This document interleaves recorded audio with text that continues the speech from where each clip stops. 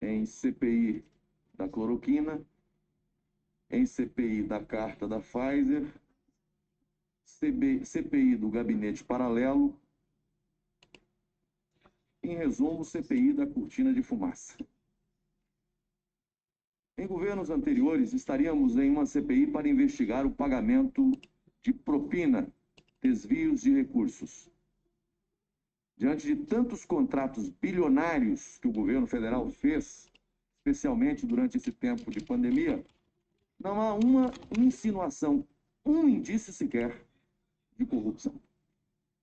Na falta disso, a CPI discute se um medicamento é ou não eficaz, como se até hoje houvesse consenso científico no mundo acerca de remédio com eficácia para tratamento da Covid-19. O que fariam os médicos do Brasil e de todo o mundo se tivessem que esperar remédios com bula indicando eficácia contra a Covid para atender os milhões de pacientes que chegavam todos os dias aos hospitais com sintomas graves, muitos deles com risco iminente de morte?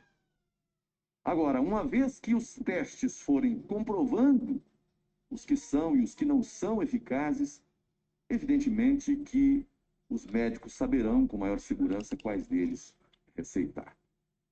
Interessante que a Pfizer sugeria que sua vacina pudesse ter problemas, efeitos colaterais, mesmo depois de ter sido testada e aprovada nos Estados Unidos. Por isso, não assumia os riscos. Impõe em contrato responsabilidade total ao Brasil ou a quem compra. E o discurso aqui é no sentido de que o governo brasileiro devesse comprá-la já naquela época e sem qualquer aprovação da Anvisa. A própria Pfizer reconheceu aqui que não havia condição legal para se fechar contrato antes da mudança da lei aprovada no Senado. Mas volto. Agora aqui, quando o assunto é o uso de medicamento, a tese é totalmente contrária. É preciso ter segurança absoluta. Em relação à vacina, não. Pode contratar, independente disso. Mas com relação ao medicamento, tem que ter. Essa dicotomia não é razoável. Em governos anteriores, estaríamos assistindo a operações da Polícia Federal com bilhões de reais escondidos em apartamentos ou depositados em contas no exterior. Na falta disso, a CPI discute quem recebeu uma carta, se foi ou não respondida, se tinha ou não relação com as tratativas que estavam sendo feitas com a farmacêutica. Em governos anteriores, estaríamos discutindo a práticas de associação criminosa para saquear os cofres públicos. Na falta disso, estamos discutindo se o presidente reuniu ou não colaboradores para auxiliá-lo em temas sensíveis, como o enfrentamento da pandemia, como se fosse crime qualquer líder buscar aconselhamento para decisões importantes. Ou o prefeito, governador, presidente da República ou qualquer gestor que não busca ou recebe aconselhamentos, sugestões ou ideias diariamente. Aliás, quantas sugestões, recomendações, ideias e até minutas de propostas legislativas não recebem constantemente os deputados e senadores? Isso configura gabinete paralelo? Isso, por acaso, é algo criminoso? Como muitos aqui não querem ir atrás dos recursos que, segundo operações da Polícia Federal, foram desviados de estados e municípios, ficam gastando dias e dias para discutir essas questões triviais. Uma grande cortina de fumaça enquanto o tempo vai passando e deixa-se de buscar realmente desvendar os esquemas de corrupção que podem ter ocorrido pelo país afora. Mas está chegando a hora. Vamos, senador Fernando Bezerra, vamos seguir o dinheiro e vamos saber o que foi feito com ele nos estados e municípios. É bom que se diga, a investigação tem que acontecer no âmbito do governo federal, do Ministério da Saúde. Ninguém está se opondo a isso. Mas não pode haver seletividade. Não pode haver blindagem. Veja que no caso da Pfizer aqui, o representante da Pfizer esteve onde está o depoente no dia de hoje e espancou todas as teses da oposição, toda a narrativa da oposição. Porque disse que não podia fazer o contrato antes de ter mudança na lei brasileira. Porque disse que a vacina só foi aprovada nos Estados Unidos no dia 13 de dezembro. Porque disse que só veio pedido para a Anvisa no início de fevereiro. Mas a oposição dizia, já tinha que ter vacina no braço dos brasileiros em dezembro. É a narrativa que não confere com os fatos. Mas eu quero fazer aqui algumas indagações ao chanceler. Quero fazer uma pergunta sobre um tema já tratado, mas que considero carecer de uma clareza maior. O senhor tem conhecimento de que os Estados Unidos da América tenham feito alguma parceria com algum país do mundo para o fornecimento de vacinas, especialmente durante o tempo em que Vossa Senhoria esteve à frente do Ministério das Relações Exteriores? Obrigado, senador. Não tenho conhecimento. Nossa preocupação aqui é saber de forma objetiva se algum agente público brasileiro tenha, por ação ou omissão, prejudicado a adoção de medidas possíveis e necessárias para o combate à pandemia, mais especificamente em relação às vacinas.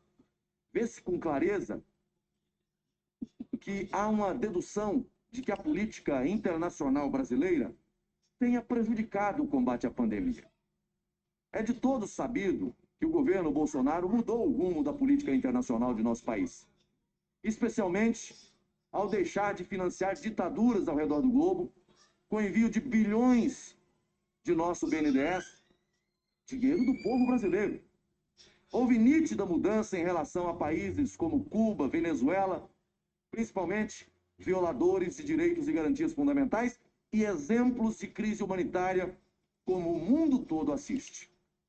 Além disso, houve claras mudanças de orientação do Brasil na ONU em relação a outras nações em temas sensíveis, como os conflitos no Oriente Médio, como é a questão entre Israel e a Palestina. Tais mudanças, ao que se entende, se deram pela busca de um maior alinhamento aos Estados Unidos da América, que havia sido claramente desprezado nos governos anteriores, que preferiam países de outras linhas ideológicas. Pergunto, dentro da política internacional, é comum haver incompatibilidades entre as nações de acordo com as relações que cada uma delas estabelece com países ou blocos de países do globo? Ou isso independe? Explico melhor. É relevante a estratégia da política internacional de um país para o relacionamento com qualquer outra nação do globo?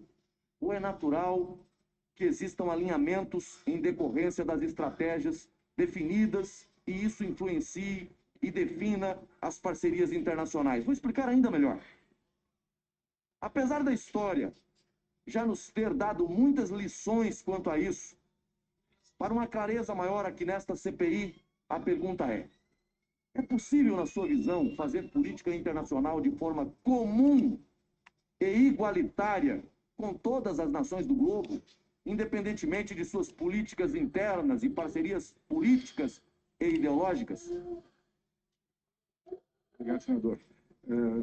Certamente acredito que não é possível e nem é desejado. A isso eu me referi, inclusive, na minha intervenção inicial, com a imagem de que nós não seguimos a linha de procurar um mínimo denominador comum nas relações com todos os países. Procuramos identificar em cada parceria qual é a lógica daquela parceria e, onde há uma convergência de visão de mundo, explorar essa convergência rumo à consecução de interesses mais altos. Então, acho que você tem toda razão nessa apreciação quando não se introduz numa política externa esse tema, essa dimensão da visão de mundo, das diferentes concepções, organizações, sociedades. O que acontece? Se cria um teto para as relações. vai até um certo ponto, mas em certos casos, em muitos casos, se desperdiçam oportunidades. Essas oportunidades surgem quando se identificam que os países têm uma percepção semelhante, que têm objetivos semelhantes, têm ideais semelhantes no mundo, e aí a parceria, a partir disso, pode avançar em outros rumos. Mas, ao mesmo tempo, não se deve, acho que, ver a imagem, se me permite, de uma gangorra, onde tem que se escolher um parceiro ou outro, e um sempre está necessariamente acima e o outro necessariamente abaixo. Não, cada parceria tem a sua lógica e pode avançar independentemente. Agradeço, Vossa Senhoria. Dentro de sua experiência como diplomata, e não apenas quanto ao tempo em que atuou como ministro das Relações Exteriores, considerando que a visão que se tem defendido aqui indica ser a de que a política internacional deve considerar apenas o aspecto comercial, que sabemos não ser realidade nas relações entre as nações desde a antiguidade, quais os demais aspectos geralmente precisam ser considerados para as tratativas e acordos internacionais? Perfeito. Obrigado, senador. Acho que, antes de mais nada, o aspecto da organização interna, digamos, da sociedade. Acho que países democráticos se movem no mundo de uma maneira diferente de países não democráticos. E é preciso entender também quais são os objetivos diferentes que os países têm. A gente não pode partir do princípio de que todos os países no mundo estão na cena internacional apenas para fazer comércio, porque não é verdade, né? Então, se nós seguirmos essa lógica, faremos maus negócios, porque quando você faz negócio simplesmente uma visão comercial, e a outra parte tem uma visão comercial, mas tem uma visão que vai além, tem uma estratégia, você está em desvantagem, porque você está se sujeitando, no fundo, a uma estratégia de uma outra parte. Então, para o próprio comércio, mas além do comércio, é preciso entender quais são as orientações, quais são as estratégias dos outros países. Isso é um trabalho difícil, porque isso não vem publicado no Diário Oficial, né, de cada país, qual é a estratégia do mundo. Isso que requer justamente um trabalho de análise diplomática, de análise política, e é preciso entender quais são as visões. E não rejeitar essa, digamos, comunidade de visões e essas afinidades eletivas, digamos assim, que normalmente democracias têm com outras democracias. Agradeço, Vossa Senhoria. Como as posições de um país da ONU refletem nos acordos que se pretenda entre países ou blocos em temas específicos? Bem, muitas vezes são esferas bastante diferentes, né? A esfera do que se discute na ONU e a esfera do que se trata em arranjos bilaterais ou regionais. E o que é preciso é buscar uma lógica, digamos, comum, produtiva em todas essas frentes. O que nos preocupa muitas vezes são discussões nas Nações Unidas que introduzem determinados conceitos que começam a virar como se fossem recomendações globais, sem que haja uma negociação ou um tratado sobre isso, e começa a haver uma pressão para que essas visões, essas orientações sejam incorporadas em diferentes países. Então, na nossa gestão, na minha gestão, sempre tivemos muita preocupação com isso, que discussões no plano multilateral, nas Nações Unidas, sobretudo, não se substituam ao trabalho legislativo dessa casa, ou seja, do Congresso Nacional, em realmente legislar para o Brasil. Se há tratados internacionais efetivamente firmados, seja multilaterais, seja bilaterais, é claro que esses tratados precisam passar pelo Congresso para serem incorporados no nosso ordenamento. O que nós não queremos evitar é que, de maneira subrepetícia, determinados elementos entrem no nosso ordenamento sem que tenham passado pelo processo constitucional. Agradeço. Só tem mais duas perguntas, senhor presidente. Em algum momento o senhor presenciou ou tomou conhecimento de alguma orientação do presidente da República ou do ministro da Saúde para rejeitar 15 segundos. Parcerias internacionais, especialmente da China, quanto à aquisição de insumos para a produção de vacinas? Não, nunca recebi nenhuma orientação para rejeitar nenhuma parceria. A vacina, o insumo da vacina adquirido da China é adquirido do governo chinês ou de empresas chinesas? Bem, o insumo para a produção da vacina AstraZeneca é adquirido de uma empresa instalada na China. Não sei digamos, a propriedade dessa empresa, se ela é estatal ou não. Mas é uma empresa, não o governo chinês que produz, é uma empresa contratada pela matriz da AstraZeneca para produzir insumos dessa vacina e fornece ao Brasil. Em relação aos insumos da Coronavac, como geralmente são tratados, como eu disse, entre o Butantan e as contrapartes chinesas, eu não saberia dizer exatamente de quem é a propriedade, digamos, das fábricas que produzem isso na China. E eu concluo, senhor presidente, com a última consideração. Em um momento no qual a China, no contexto do 5G, tenta mostrar ao mundo a independência de suas empresas, como a Huawei e a ZTE, não seria danosa a imagem da China, essa ideia constantemente repetida pela oposição de que empresas chinesas não cumpririam seus contratos por interferência política? Faço essa ponderação porque seria o mesmo que insinuar que a China deixaria brasileiros morrerem sem insumos ou vacinas porque alguém criticou algum ponto de seu regime político. Estariam acusando a China de agir dessa maneira? Porque isso equivale a dizer, senhor presidente, que o Brasil deixaria de fornecer alimento para quem critique qualquer uma de nossas políticas, como sempre fazem acerca da Amazônia e tantas outras coisas. Então, eu faço essas ponderações e indago Vossa Excelência, é justo, é adequado atribuir à China essa condição?